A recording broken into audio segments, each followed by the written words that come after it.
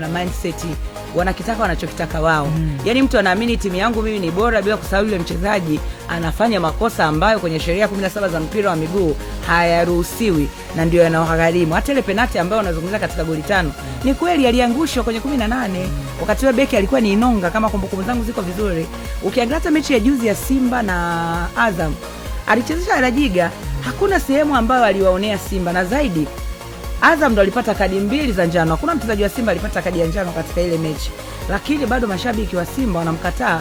Unamkataa kwa sababu wachezaji wako wako wanacheza vile ambavyo wanapaswa kucheza. Kwa sababu mchezaji asizidiwe uwezo na mwenzake, muamuzi akafanya maamuzi ya kiuamuzi ukasema kama ameonewa.